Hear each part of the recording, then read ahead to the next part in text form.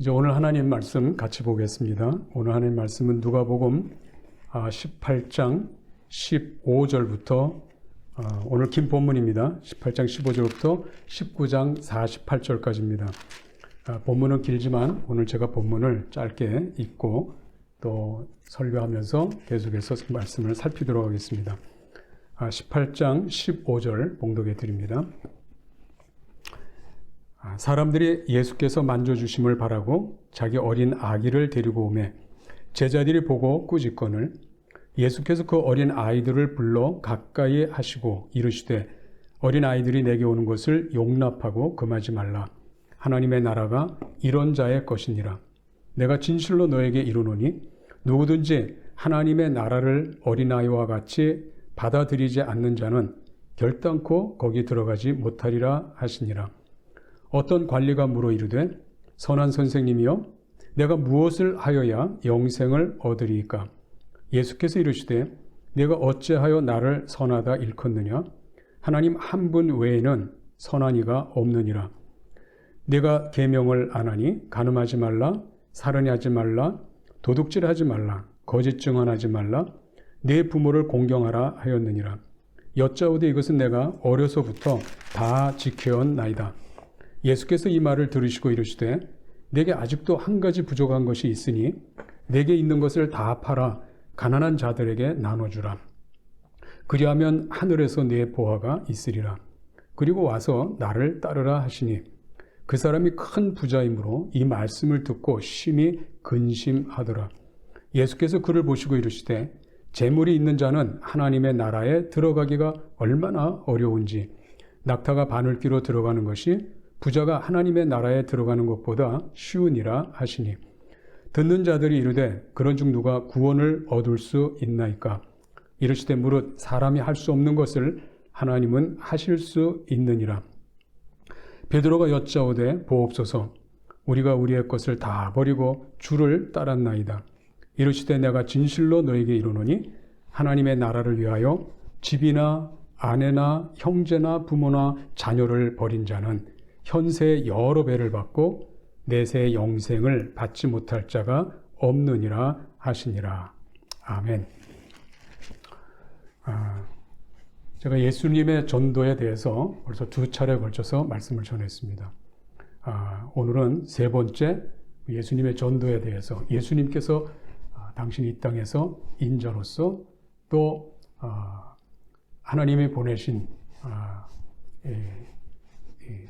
메시아로서 이 땅의 사역들을 어떤 사역들을 하셨는가? 예수님께서 전하는 그 복음의 본질, 내용은 뭔가 하는 것을 오늘도 함께 살피고자 합니다. 예수님께서 이 땅에 오셔서 제일 처음 선포하신 말씀이 있죠. 회개하라, 천국이 가까이 왔느니라. 혹은 또 다른 복음서에는 회개하라, 하나님 나라가 가까이 왔느니라 하는 말씀을 증거하십니다.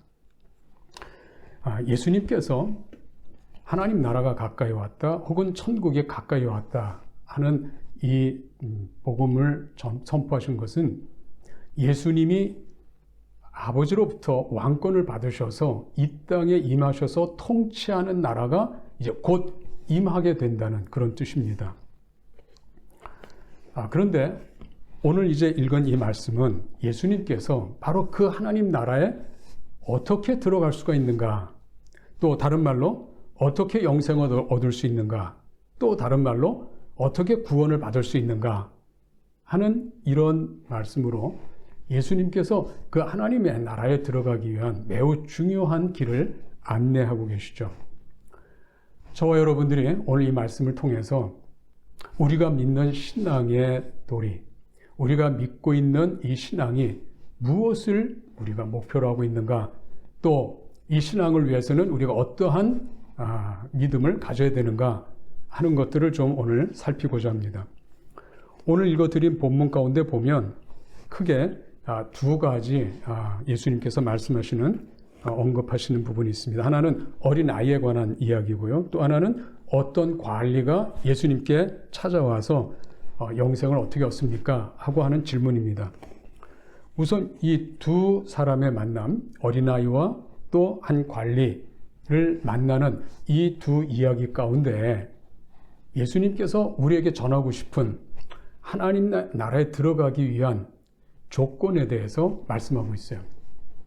우리 일반적으로 구원의 문제라고 한다면 예수를 믿으면 우리는 구원을 얻는다 하는 이런 단순한 한마디로 정리를 하고 있습니다. 그런데 예수님은 예수를 믿으면 구원 얻는다 하는 이 한마디의 표현을 좀 더 아주 깊이 그리고 그 내용들을 좀 자세하게 설명해 주고 있습니다. 도대체 예수를 믿는다는 게 무엇이고 왜 예수를 믿어야 되는가 하는 이 문제에 대해서 설명해 주고 계시죠. 우선 이 어린 아이들이 여기에 이제 등장하는데요. 여기 보면 어린 아기를 데리고 예수님을 찾은 사람의 이야기가 소개되죠. 어린 아기를 데리고 예수님께 만져주심을 바라고 아기를 데려왔는데 이 제자들이 보고 꾸짖었다 했습니다. 그런데 예수님께서 그걸 보시고 어린 아이들을 물리치지 않고 오히려 가까이 불러서 그 아이를 놓고 어린 아이들이 내게 오는 것을 용납하고 금하지 말라. 하나님의 나라가 이런 자의 것이니라 라고 말씀하세요. 뭐 단순히 환영하고 머리를 쓰다듬으면서 축복하고 끝나는 게 아니라 매우 중요한 메시지를 전하고 있습니다. 그것은 이런 어린 아이들이 내게 오는 것을 용납하고 금하지 말라. 하나님의 나라가 이런 자의 것이니라 하는 말씀을 주세요. 하나님의 나라, 예수님께 지금 천국이 가까이 왔다, 하나님 나라 가까이 왔다 이렇게 전하고 계시는데 그 나라를 누가 소유하느냐, 그 나라에 누가 들어갈 수 있느냐? 어린 아이라 이렇게 얘기했습니다. 17절에 보면 이런 말씀이 있습니다. 내가 진실로 너에게 이르노니 누구든지 하나님의 나라를 어린 아이와 같이 받아들이지 않는 자는 결단코 거기에 들어가지 못하리라. 어린 아이들은 판단력 혹은 나름대로의 자기의 어떤 지식이나 또 지혜를 갖고 있지 않습니다. 어린 아이들은 아주 순수하죠. 그래서 좋은 것을 주면 그저 감사함으로 좋다고 이렇게 받아들이는 그런 어린아이 같은 마음이죠. 어린아이라고 해서 무지하다 그런 뜻은 아닙니다. 순수해서 그저 전하는 것을 그대로 받아들이는 거예요. 그래서 사실 하나님 나라는 어린 아이와 같이 받아들여야 된다. 사실 그 당시에 많은 유대인들은 이스라엘 나라 회복을 기다렸는데 예수님은 하나님의 나라를 선포하고 계셨습니다. 하나님 나라에 대한 이 기대는 그들이 갖고 있지 않았죠. 이스라엘 나라, 부강한 나라, 강력한 나라, 독립된 나라를 기대했는데 하나님의 나라를 예수님 말씀하시는 거예요. 그런데 어린 아이처럼 그 하나님 나라를 받아들여야 된다. 예수님께서 어린 아이와 같은 마음을 가질 것을 말씀하셨습니다. 또 하나는 이 관리의 이야기입니다. 이 관리가 찾아와서 물어봤습니다. 선한 선생님이여, 내가 무엇을 하여야 영생을 얻으리까? 예수께서 이르시되 내가 어찌하여 나를 선하다 일컫느냐? 하나님 한 분 외에는 선한 이가 없느니라. 사실 영생에 관한 문제를 묻는데 예수님께 찾아온 관리는 선한 선생님이라고 묻습니다. 예수님이 하나님의 나라를 이 땅에 이루시는 당사자라는 것을 아직 생각하지 않고 영생에 관한 문제를 질문하는, 그죠? 이 질문에 대해서 한 선생으로서 대답해 주길 기대하고 묻죠. 근데 예수님의 대답은 네가 어째 나를 선하다 일컫느냐? 하나님 한 분 외에는 선한 이가 없다라고 했습니다. 아직은 선한 선생님으로 보는 이 시각을 예수님께서 그런 시각으로 찾아오는 한 관리에 대해서 예수님이 하나님만 선하시다 이렇게 말씀하고 계시는 것이죠. 물론 만약에 이 관리가 예수님이 하나님이신 그분이 이 땅에 오신 분이라고 생각한다면 선한 선생님이라고 하지 않겠죠. 당연히 주님이라든지 또 다윗의 자손, 메시아 뭐 이런 호칭으로 다가왔을 것이에요. 그런데 예수님께서 말씀하셨어요. 이 계명을 다 지켰나? 지금 이 20절에 보면 10계명의 후반부에 있는 이 계명들을 쭉 언급합니다. 간음하지 말라, 살인하지 말라, 도둑질하지 말라, 거짓 증언하지 말라, 내 부모를 공경하라 하였느니라. 그런데 이 관리는 어려서부터 이것을 다 지켰다고 말씀하고 있죠. 예수님께서 그 말을 다 들으시고 그 다음에 하나 더 관리에게 말하죠. 내게 아직도 한 가지 부족한 것이 있으니 내게 있는 것을 다 팔아 가난한 자들에게 나눠주라. 그리하면 하늘에서 내게 보화가 있으리라. 그리고 와서 나를 따르라 하시니. 참 대단히 힘든 얘기죠. 만약에 어린아이 같으면 이 이야기를 들으면 그 말 그대로 따라가고 순종했을 거예요. 어린아이들은 계산적이지 않고 그저 어른들이 또 부모들이 하는 이야기를 듣고 그대로 가감없이 순종하는 것이 어린아이니까요. 그래서 예수님께서 어린아이처럼 하나님 나라를 받으라고 얘기해요. 받아들이라고 얘기합니다. 그런데 이 관리는 이미 율법을 지켰던 사람이에요. 자기의 생각, 자기의 신앙 이런 것들이 확고한 분입니다. 율법적인 신앙이죠. 그런데 이 신앙을 다 내려놓고 이제 다 지켰다고 했으니까 이제는 거기에 더해서 예수님께서는 한 가지 부족한 것, 내게 있는 모든 것을 다 팔아 가난한 자들에게 나눠주고 그리고 나를 따르라 했습니다. 어린아이 같으면 그대로 따랐을 거예요. 근데 이 관리는 계산이 시작됩니다. 23절에 보면 그 사람이 큰 부자이므로 이 말씀을 듣고 심히 근심하더라. 심히 근심했다. 이것은 벌써 자신의 인생에 대해서 경제적인 문제 또 이 문제들을 또 다 이 경제를 내려놓고 예수님을 따르려고 했을 때 과연 그렇게 따르는 것이 맞나 하는 것들이 마음속에서 계산이 됐을 겁니다. 망설여지죠. 예수님께서 그 모습을 보시고 말씀하십니다. 24절에 보면 예수께서 그를 보시고 이르시되 재물이 있는 자는 하나님의 나라에 들어가기가 얼마나 어려운지 낙타가 바늘 끼로 들어가는 것이 부자가 하나님의 나라에 들어가는 것보다 쉬우니라 하시니. 이 부자가 하나님 나라 들어가기가 왜 어려울까? 많은 재물을 예수님 말씀하신 대로 순수하게 받아들여서 그것을 다 가난한 자에게 나눠줘야 되는데 나눌 수가 없어요.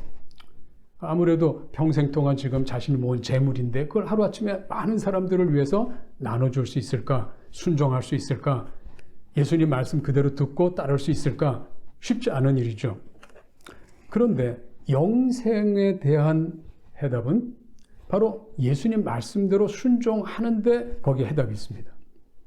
재물을 내려놔야 하나님 나라에 들어갈 수 있죠. 예수님께서 바로 이 부분을 말씀해 주신 것이죠. 특별히 이 재물을 내려놓는 문제는 내 소유에서 하늘의 하나님의 나라의 소유로 바꾸는 것을 의미해요. 22절의 하반절에 보면 내게 있는 것을 다 팔아 가난한 자들에게 나눠주라. 그리하면 하늘에서 내게 보화가 있으리라. 그리고 와서 나를 따르라. 예수님을 따르는 것이 그것이 영생의 길이고 하나님 나라에 들어가는 길인데 그 전제 조건은 내게 있는 모든 것들을 다 팔아 가난한 자에게 나눠주는 거예요. 그런데 예수님께서는 그것을 어떤 의미로 설명했냐면 나눠주면 너의 보화가 하늘에서 존재할 것이다. 하늘에 내게 보화가 있으리라. 이렇게 말씀하시는 거예요.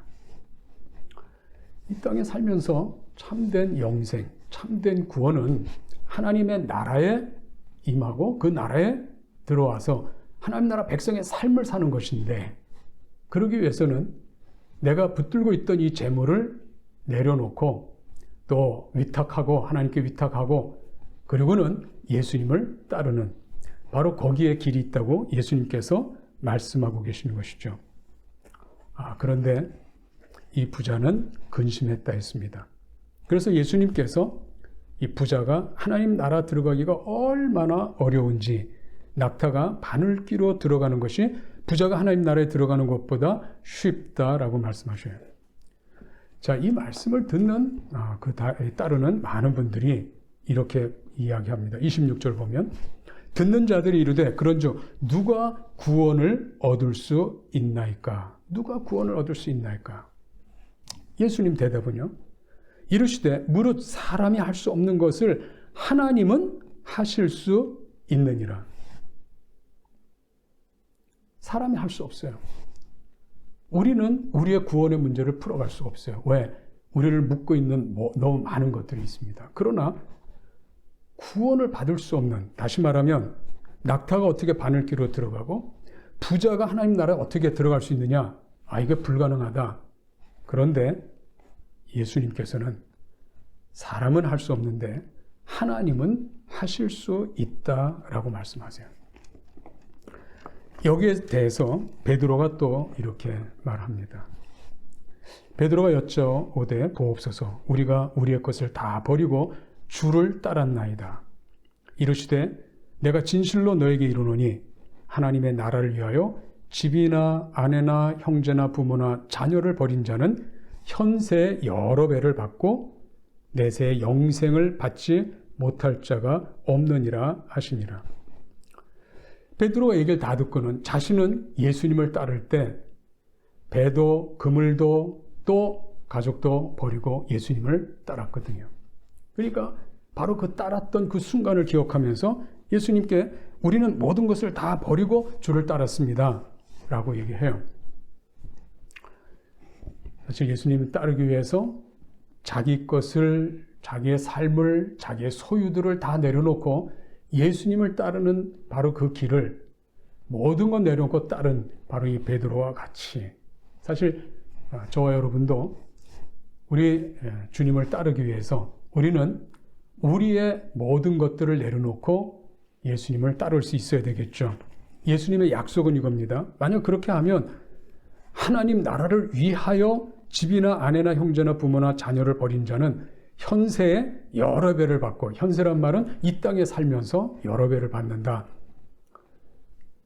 사실 우리가 예수를 믿으면 믿는 성도들, 영적인 가족들을 수없이 많이 우리가 얻을 수 있어요.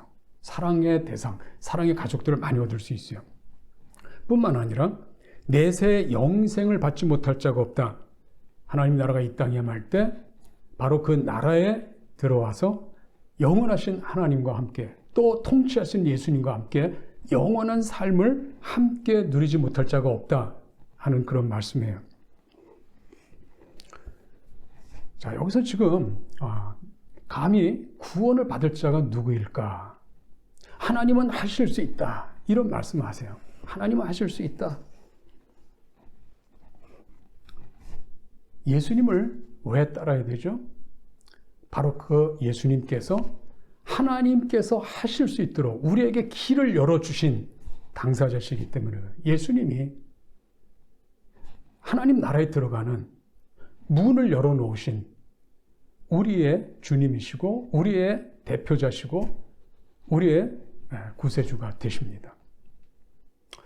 오늘 읽지 않았지만 이제 18장 31절부터 34절에 보면 하나님께서 이 문을 어떻게 열어놨나, 사람이 할 수 없는데 어떻게 이 구원의 문을 열어놓으셨나 하는 것을 이제 우리가 설명하는 것을 듣게 됩니다. 여러분 31절 보시면 예수께서 12 제자를 데리시고 이르시되 보라 우리가 예루살렘으로 올라가노니 선지자들 통하여 기록된 모든 것이 인자에게 응하리라. 인자가 이방인들에게 넘겨져 희롱을 당하고 능욕을 당하고 침뱉음을 당하겠으며 그들은 채찍질하고 그를 죽일 것이나 그는 3일 만에 살아나리라 하시되 제자들이 이것을 하나도 깨닫지 못하였으니 그 말씀이 감추었으므로 그들이 그 이르신 바를 알지 못하였더라. 이제 12 제자에게 말씀하신 거예요. 자, 이제 우리가 예루살렘에 이제 올라간다. 이제 올라가게 되면 선지자들을 통해서 기록된 모든 것이 인자, 나에게 그것이 응하게 될 것이다 하는 말씀을 주세요. 자, 이 말씀은 단순히 예수님이 이제 예루살렘에 올라가셔서 이제 십자가에 달려 돌아가시겠구나 하는 하나의 그 십자가 사건에 대한 설명으로 끝나는 게 아닙니다. 오늘 이 이야기는요, 예수님께서 사람이 할 수 없는 바로 그 길을 친히 예수님이 걸어가셨다는 거예요.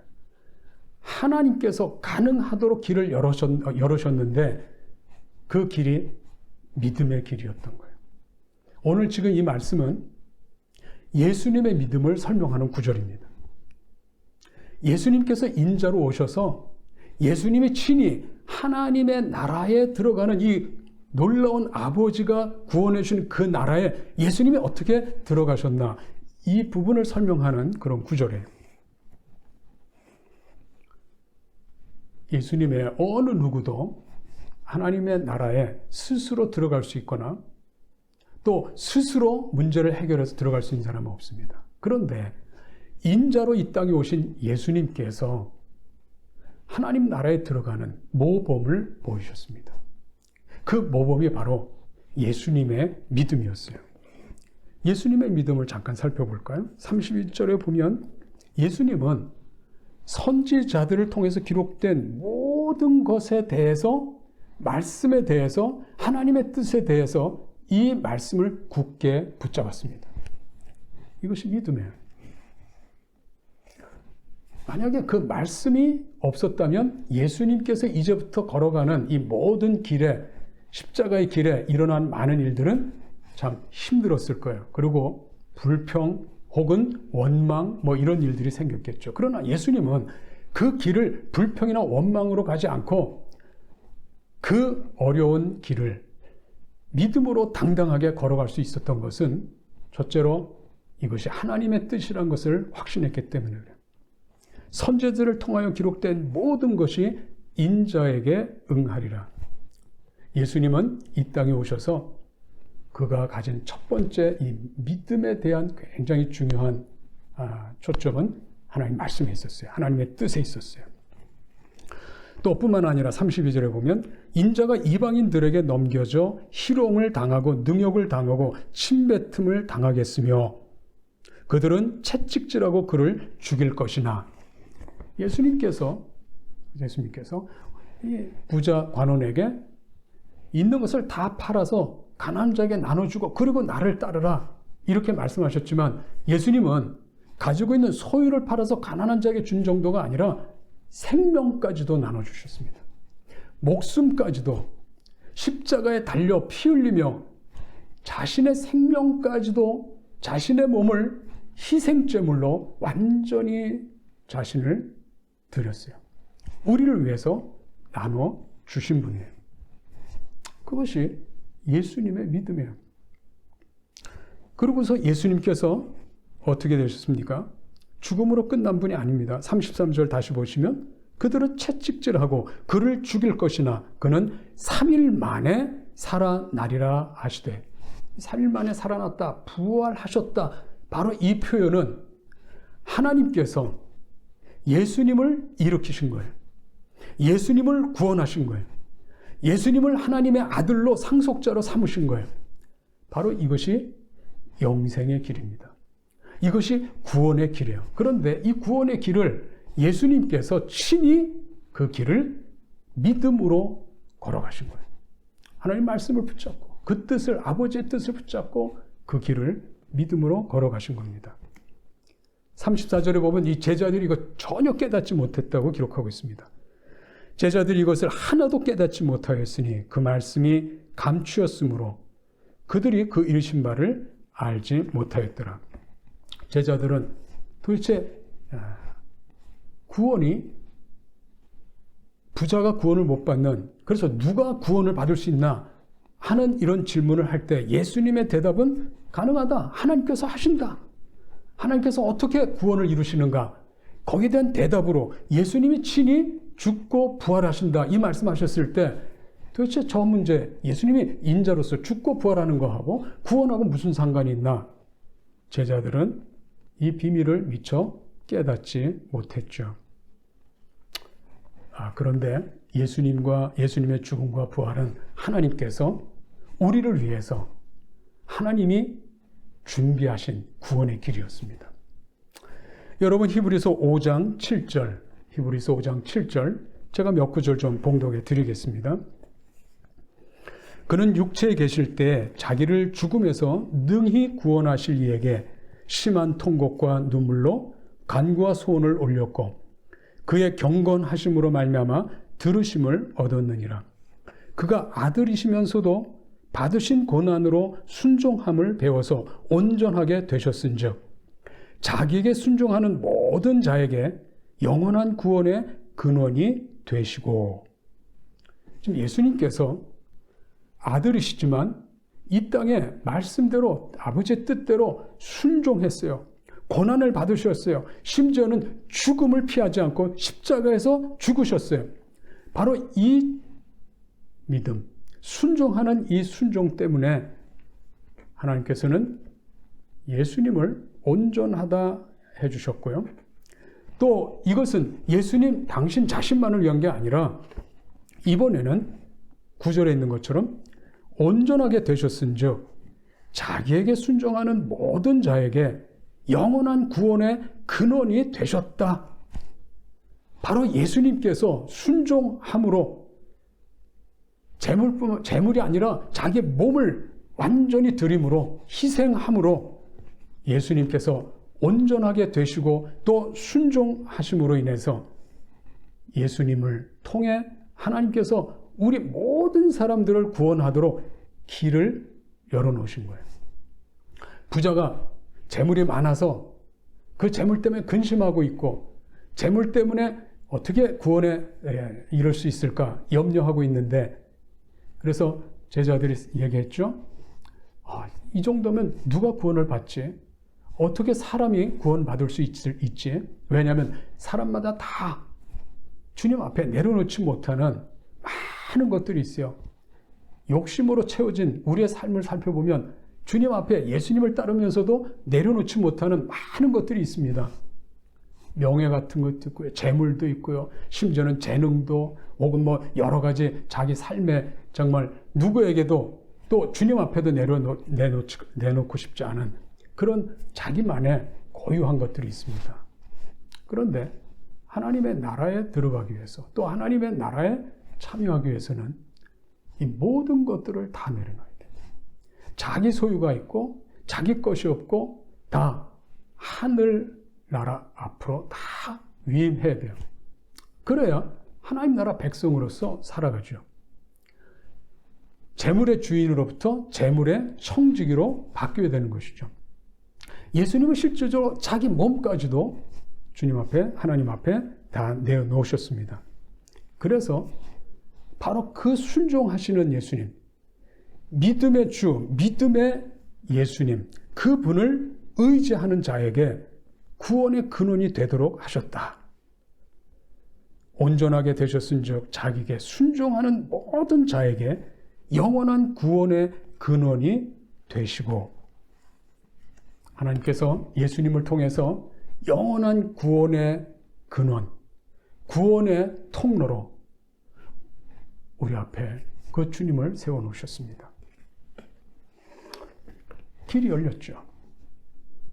우리 스스로 하나님 앞에 영생의 하나님 나라에 참여할 수 없는데 우리 하나님께서 아들 예수님을 통해서 구원의 길 열어놓으셨습니다.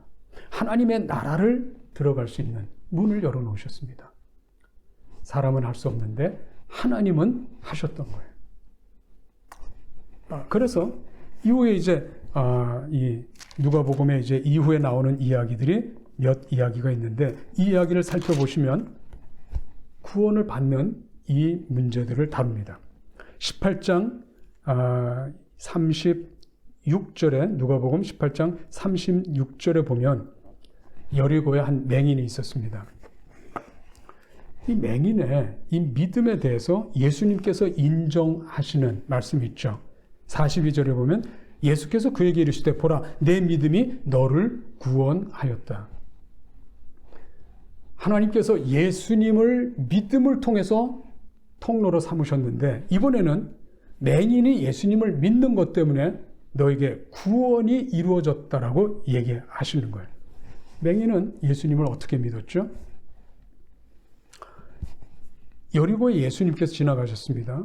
사람들이 지나가는 소리를 듣고 맹인은 볼 수 없으니까 듣고 누구냐고 질문하죠. 이 무슨 일인가? 그랬더니 나사렛 예수께서 지나가신다라고 소개해요. 그런데 맹인이 나사렛 예수라고 찾지 않고요. 38절에 보면 맹인이 외쳐 이르되 다윗의 자손 예수여 나를 불쌍히 여기소서 하거늘. 이 맹인은 볼 수 없지만 들을 수는 있었어요. 근데 들리는 이야기는 나사렛 예수인데 외치는 이 소리는 다윗의 자손이에요. 사실은 이 맹인은 바로 나사렛 예수인 그분이 다윗의 자손 예수님인 것을 알고 있었어요. 그것은 그저 지레짐작으로 표현한 게 아니에요. 다윗의 자손이라는 것은 이미 구약에 있는 말씀들을 이 맹인이 알고 있었던 거예요. 또 어쩌면 기다렸을지도 모르죠. 근데 나사렛 예수라고 했을 때 바로 그의 고백은 다윗의 자손이요. 보통 사람들은 나사렛 예수라고 보이는 그분이 맹인은 보지 못하면서도 다윗의 자손이라고 부를 수 있는 바로 이 믿음, 이 근거는 어디 있을까요? 하나님 말씀이에요. 말씀을 통해서, 말씀의 설명을 통해서 언젠가 다윗의 자손, 그 메시아가 오시면 어떤 일이 일어날지 이미 마음에 간직하고 기다렸습니다. 말씀을 알고 있었어요. 그래서 예수님을 부르죠. 사람들이 꾸짖습니다. 그런데 그의 믿음은 거기서 멈추지 않습니다. 도리어 더 큰 목소리로 예수님을 불러요. 39절 앞서가는 자들 그를 꾸짖어 잠잠하라 하되 그가 더 크게 소리질러 다윗의 자손이여 나를 불쌍히 여기소서 하는지라. 나를 불쌍히 여기소서. 예수님이 누군지 맹인은 알고 있습니다. 예수님이 자기에 대해서 어떤 존재인지 고백하기 시작하는 거죠. 나를 불쌍히 여기소서. 예수님 물으셨죠. 가까이 와서 물어 이렇게 말씀하시다. 무엇을 하여 주기를 원하느냐? 이르되 주여 보기를 원하나이다. 예수님에 대한 지식이 작지 않습니다. 예수님은 다윗의 자손이다. 이 호칭만 이해한 게 아니라 그분의 능력 있음을, 그분이 어떤 일을 행하실지를 알고 있는 거예요.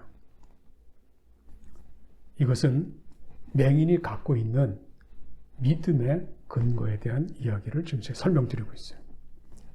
바로 그 부분에 대해서 예수님께서 이 맹인에게 내 믿음이 너를 구원하였다 했습니다.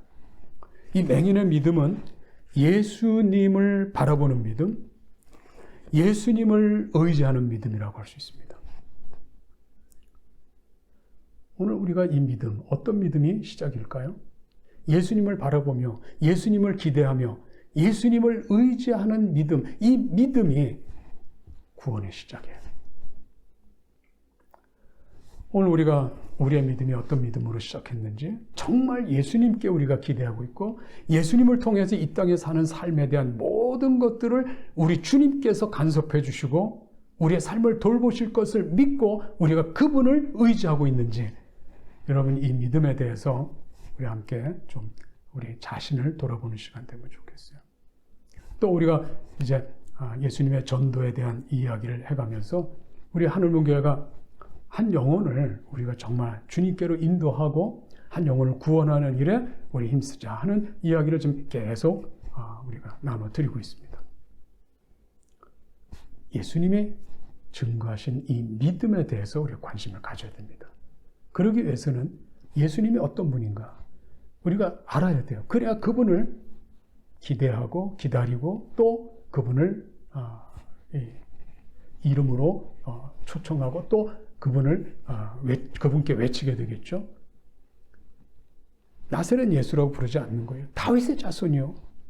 더욱 큰 소리로 외치는 이 맹인처럼 예수님을 알아야 그분에게 기대를 갖고 외칠 수가 있어요. 그러기 위해서는 예수님이 어떤 분인지 우리가 많이 깨달아야 될 뿐만 아니라 주변에 예수님을 모르는 한 분 한 분 우리가 좀 기억하면서 예수님이 어떤 분인지 소개하고 또 가르치면 참 좋겠습니다. 두 번째 믿음은 삭개오에 관한 이 믿음 이거 부분입니다. 19장 1절이죠. 19장 1절에 가면 예수님께서 여리고를 지나가다가 삭개오라 하는 사람을 만나게 되죠. 삭개오는 세리장이었고 또한 부자였습니다. 이미 부자는 하나님 나라 들어가기가 참 어려운데 여기 삭개오는 부자임에도 불구하고 역시 예수님께서 구원을 인정하는 이런 말씀해 주시죠. 19장 9절에 보면 예수께서 이르시되 오늘 구원이 이 집에 이르렀으니 이 사람도 아브라함의 자손이미로다. 예수님께서 어떻게 이 삭개오에게 이러한 선언을 또 선포를 하실까요? 구원이 이 집에 이르렀다 이렇게 말씀하실 수 있었을까요? 삭개오를 통해서 우리가 또 한 가지 배우는 믿음은 예수님을 따르는 믿음, 예수님을 배우고 따르는 믿음이에요. 이 삭개오는 세리장이고 부자이기 때문에 사실 사회적으로 좀 지탄을 받고 죄인 취급당하고 격리되었던 사람이에요. 예수님을 따르는 많은 무리들이 있는데 그 속에 끼어들 수도 없었어요. 왜? 키가 작아서 예수님을 볼 수도 없고 그죠? 예수님 한번 봐야 되겠다 하고 옛날 성경은 뭐 뽕나무라 했지만 여기 보니까 새로 번역된 여기 나무는 돌 무화과 나무라 했습니다. 4절에 보니까 3절부터 그가 예수께서 어떠한 사람인가 하여 보고자 하되 키가 작고 사람이 많아 할 수 없어 앞으로 달려가서 보기 위하여 돌 무화과 나무에 올라가니 이는 예수께서 그리로 지나가시게 되미로라. 예수께서 그곳에 이르사 쳐다보시고 이르시되 삭개오야 속히 내려오라. 내가 오늘 내 집에 유하여야 하겠다 하시니 급히 내려와 즐거워하며 영접하거늘. 그죠? 예수님에 대한 호기심 이상인 것 같아요. 남에 올라가서 예수님이 어떠한 분인가 좀 보려고 했던 그 열정. 예수님을 한번 좀 만나고 싶은 그런 열정. 이것이 예수님께서 삭개오의 집에 들어가는 동기가 됐습니다. 사실은 이 삭개오는 예수님을 잘 모르죠. 맹인은 그래도 다윗의 자손이요 이렇게 고백할 만큼 그가 구약 하나님의 말씀을 알고 있었던 것 같아요. 그런데 이 삭개오는 전혀 그런 상식이 없었습니다. 또 하나님의 말씀이 없었어요.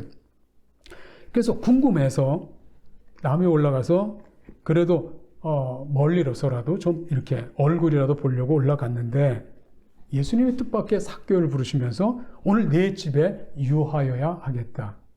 뭐 지나가면서 몇 가지 사건을 통해서 내게 구원이 있다 이렇게 하지 않고 집에 유하여야 하겠다 이런 말씀했어요. 많은 사람들이 죄인의 집에 들어간다고 수군거렸습니다. 그렇지만 삭개오는 예수님을 영접했고 대접을 했고 그리고 교제가 시작되었을 겁니다. 바로 하룻밤 묵으면서 삭개오는 예수님이 어떠한 분인가를 배우기 시작했습니다. 그 하룻밤 사이에 배웠던 예수님에 대해서 들었던 예수님이 어떠한 분인지를 알기 시작했던 바로 그 순간 삭개오는 곧바로 자신의 삶을 돌이키기 시작하죠. 그리고 고백합니다. 8절에 삭개오가 서서 주께 여짜오되 주여 보시옵소서 내 소유의 절반을 가난한 자들에게 주겠사오며 만일 누구의 것을 속여 빼앗은 일이 있으면 네 갑절이나 갚겠나이다. 삭개오의 믿음이 분명합니다. 바로 이 고백 때문에 예수님께서 오늘 구원이 이 집에 이르렀다.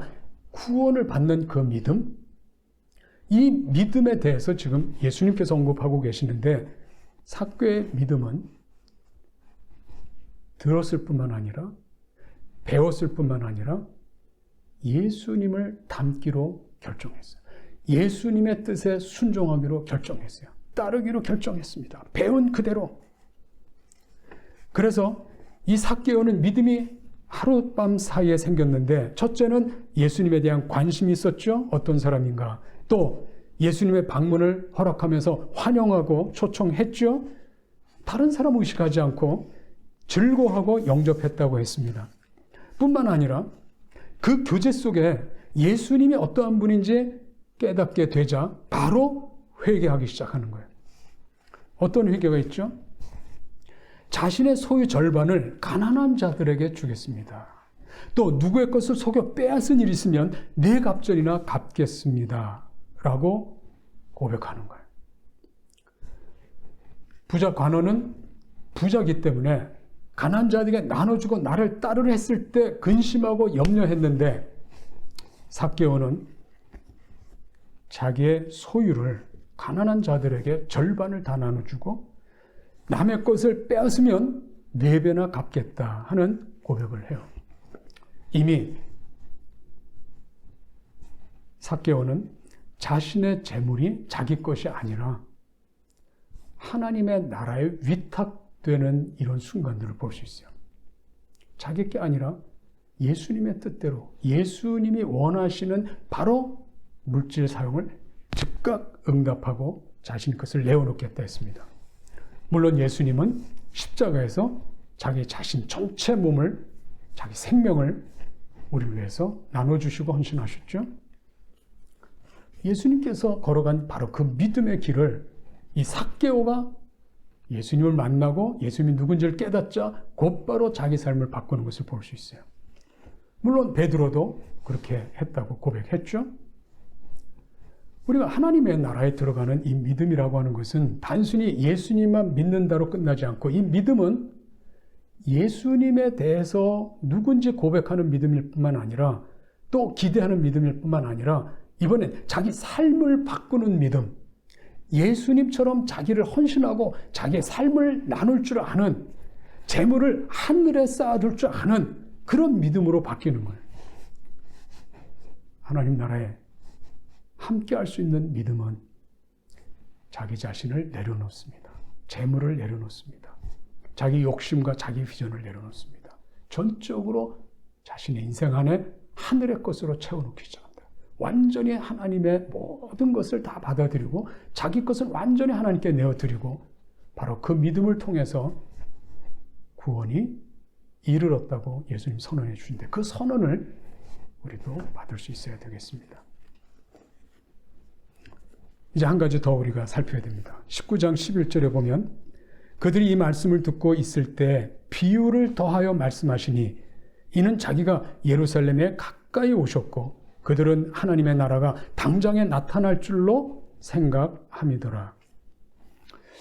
이 말씀을 듣고 있어요. 지금 이 이야기를 듣고 있던, 사실은 여기서 하나님 나라가 당장 나타날 줄로 생각했다. 이것은 예수님을 따르는 제자, 또 예수님을 따르는 무리들이 아마 대상이 되리라고 생각해요. 하나님 나라가 당장 나타날 거라고 생각하는 바로 그 대상, 제자들을 향해서 예수님께서 비유를 더하여 말씀하셨습니다.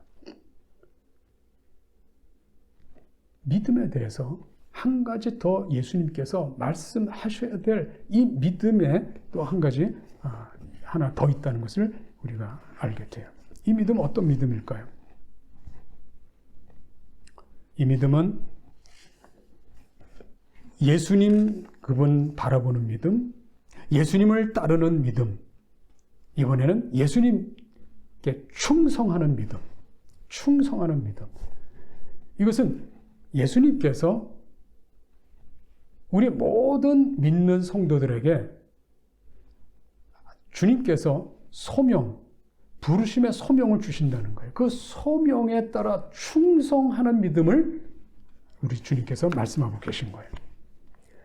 여기 이제 비유로 말씀하셨습니다. 12절에 보면 이르시되 어떤 귀인이 왕위를 받아 가지고 오려고 먼 나라로 갈 때 그 종 열을 불러 은화 10문화를 주며 이르되 내가 돌아올 때까지 장사하라 하니라. 참, 이 비유는 그 당시의 제자들, 예수님께서 이제 죽으시고 부활하시고 승천하셔서 왕위를 받고 다시 이 땅에 임할 때까지 바로 그 상황을 이 비유로 말씀해 주고 계시는 거죠. 이 땅에 임한 하나님의 나라에서 누가 유업 상속을 받을 수 있는가? 또 충성한 몫을 누가 받을 수 있는가? 이 충성하는 믿음에 대해서 한 가지 더 예수님께서 말씀하셨다고 봅니다. 10문화를 나눠주는 귀인, 그분은 왕위를 받으러 가는 귀인이라고 했습니다. 자기 종들에게 한 문화씩 똑같이 나눠줬습니다. 10명에게 나눠줬죠. 그런데 한 일부 어떤 백성들은 왕이 되는 걸 원하지 않아서 왕위를 받으러 간 귀인 뒤를 쫓아가서 왕위를 주는 바로 그 더 높은 왕에게 왕됨 원하지 않는 것을 이야기하고 왕이 되지 않도록 방해를 하는 이런 백성들이 있었던 거예요. 자, 그런데 이 귀인이 왕위를 이제 받았습니다. 돌아왔습니다. 사실 이 자기 종들은 누구나 다 이 귀인에 속한 종들이기 때문에 왕위를 받아와서 어느 누구든지 다 똑같이 축복하고 또 왕위를 받아왔기 때문에 잔치 함께 참여하고 또 혹은 그 종들에게 이제 왕권을 가지고 각각 고을들을 다스리는 통치권들을 각각 직분을 나눠 줘야 될 텐데 어떤 사람 받고 어떤 사람은 통치 권력을 받지 못한다 이 말이에요. 자, 여기 한 문화를 받은 첫 번째 사람이 바로 이 귀인이 와서 평가해요. 이제 왕이 됐죠. 이 주인에게 나와서 당신의 한 문화로 10문화를 남겼습니다. 16절에 보니까 10문화를 남겼습니다. 그 주인이 17절 주인이 이르되 잘하였다 착한 종이여 내가 지극히 작은 것에 충성하였으니 10골 권세를 차지하라. 왕이니까 권세 주는 것으로서 비유가 이제 이루어졌습니다. 또 둘째는 5문화를 남겨놨어요. 또 5골을 차지하라 했습니다. 근데 한 문화를 이제 가지고 있던 사람, 이 한 문화를 그냥 가지고 주인께 나왔습니다. 20절 또 한 사람이 와서 이르되 주인이여 보소서 당신의 한 문화가 여기 있나이다. 내가 수건으로 싸 두었었나이다. 이는 당신이 엄한 사람인 것을 내가 무서워함이라. 당신은 두지 아니한 것을 취하고 심지 않은 것을 거두나이다. 주인이 이르되 악한 종아 내가 네 말로 너를 심판하노니 너는 내가 두지 않은 것을 취하고 심지 않은 것을 거두는 엄한 사람인 줄로 알았느냐. 그러면 어찌하여 내 돈을 은행에 맡기지 아니하였느냐.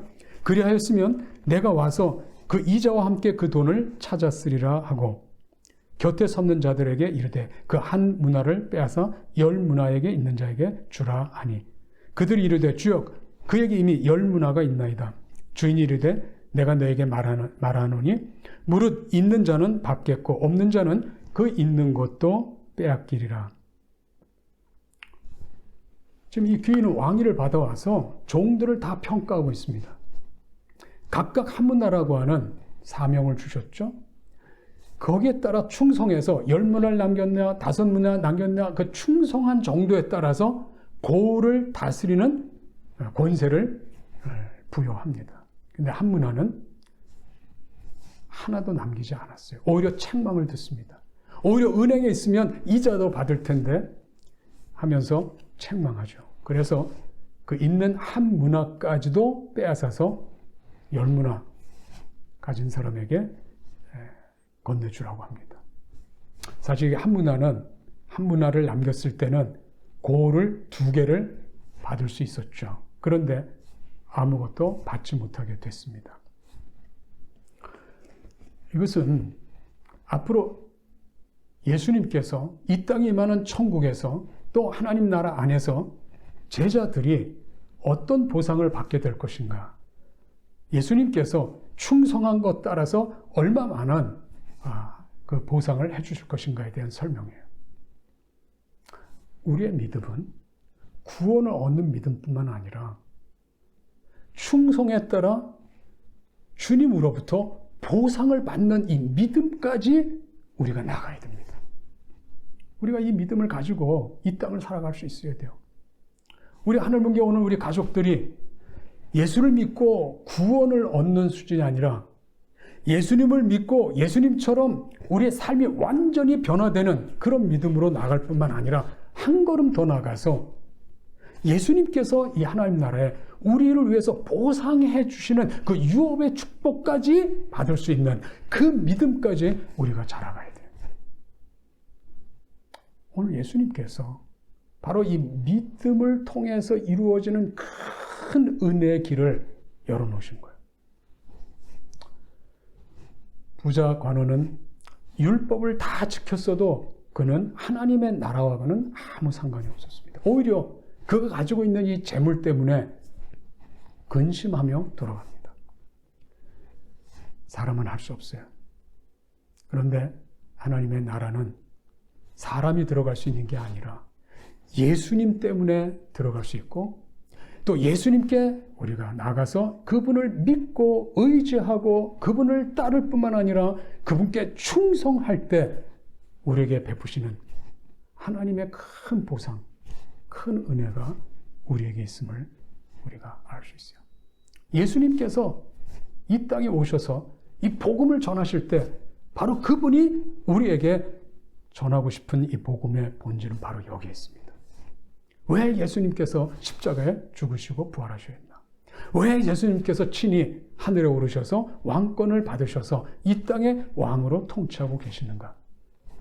바로 우리들이 하나님의 나라의 축복의 삶을 풍성하게 살아가도록, 또 우리가 이 믿음으로 살 때 그 보상을 받을 수 있도록 우리 하나님께서 우리에게 큰 복을 계획하고 그 복을 실제적으로 우리에게 부어주시기 위한 하나님의 큰 목적 뜻이 있었던 것입니다. 마지막으로 이제 오늘 긴 본문이지만 두 가지 요거 간단하게 이제 말씀드립니다. 예수님께서 예루살렘으로 향해 이제 올라가실 때 거기에 예수님이 나귀 새끼를 하나 데리고 오너라. 그런데 사실 다른 주인이 있었죠. 어떻게 데려올 수 있을까? 예수님께서 말씀하셨습니다. 만약 누가 이 나귀 새끼를 푸는 것을 보고 왜 푸느냐 묻거든 주가 쓰시겠다 하라. 주가 쓰시겠다라. 그 한마디 예수님께서 제자들에게 말씀하십니다. 그래서 제자들이 가서 그 나귀를 풀어오는데 이제 그렇게 했겠죠. 그 나귀 왜 푸냐 물었겠죠. 대답은요. 주께서 쓰시겠다. 그래서 그 말씀 그대로 이 나귀 새끼를 데려올 수 있었어요. 무슨 뜻이죠? 예수님께서 이 땅에 지금 예루살렘에 올라가시면서 이 모든 길은 우리 하나님께서 이미 함께 하시며 역사하시는 바로 그 길이에요. 하나님의 그 은혜 가운데, 돌보심 가운데, 그의 통치 가운데 지금 이 놀라운 일이 진행되는 거예요. 하나님이 하시는 길이에요. 사람은 할 수 없지만 하나님은 하실 수 있다는 것을 증거하는 바로 굉장히 중요한 사건입니다.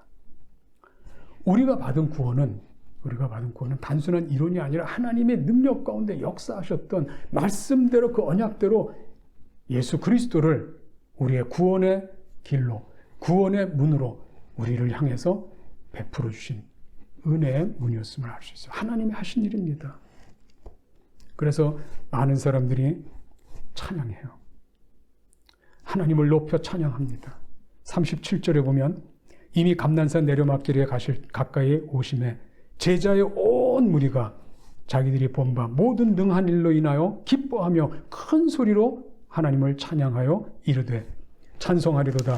주의 이름으로 오시는 왕이요 하늘에는 평화요 가장 높은 곳에서는 영광이로다. 이스라엘 나라 회복이 아니라 주의 이름으로 오신 왕이요 하늘에는 평화요 가장 높은 곳에서는 영광이로다. 벌써 예수님이 어떤 분인지 알고 예수님을 찬양하고 그 하나님을 찬양하는 이 찬양의 소리가 메아리 칩니다. 또 반면에 바리새인들은 어떻게 했습니까? 39절 무리 중 어떤 바리새인들이 말하되 선생이여 당신의 제자들을 책망하소서 하거늘 대답하여 이르시되 내가 너에게 말하노니 만일 이 사람들이 침묵하면 돌들이 소리 지르리라 하시니라. 바리새인들은 오히려 제자들을 책망하라고 예수님께 간언하죠. 예수님은 마땅히 찬양받으실 분이고 예수님을 통해서 구원의 문을 여신 그 하나님은 높이 찬양하셔야 될 영광스러운 분이십니다. 그러나 이 바리새인들에게는 눈이 가려졌고 귀가 가려져 있습니다. 예수님께서 예루살렘 성을 보시고 우셨고 성전에 들어가셔서는 안타까우셨습니다. 눈에 보이는 예루살렘 성, 눈에 보이는 예루살렘 성전은 그야말로 폐허와 멸망의 직전에 놓여 있다는 것을 알 수 있어요. 예수님께서 예루살렘 성을 위해서 우셨고 또 성전에 들어가서는 강도의 소굴로 만들었다고 책망하시는 것을 볼 수 있습니다. 이 땅에 예루살렘 성은 멸망해도 예수님을 통해서 이제 새 예루살렘 성을 새롭게 건축하는 놀라운 일을 예수님께서 시작하셨는데, 오늘 저와 여러분들은 이미 그분이 창조하고 그분이 새롭게 하시는 예루살렘 성에 우리가 참여하고 그분이 함께 하시는 성전, 그분이 성전이 되셔서 오늘 우리 놀라운 하나님의 나라의 삶을 살아가고 있음을 저는 믿습니다. 여러분, 이것이 우리에게 주시는 복음이에요. 이 복음의 본질을 우리가 잘 깨닫고 우리 하늘문교회가 하나님의 나라를 풍성하게 누리는 교회가 될 수 있길 바라요. 그것도 믿음으로, 우리 믿음으로 이 삶에 대하여 우리가 풍성하게 누릴 수 있고 또 하나님을 찬양할 수 있고 그리고 이 복음을 전할 수 있는 우리 하늘문교회가 될 수 있기를 간절히 바랍니다.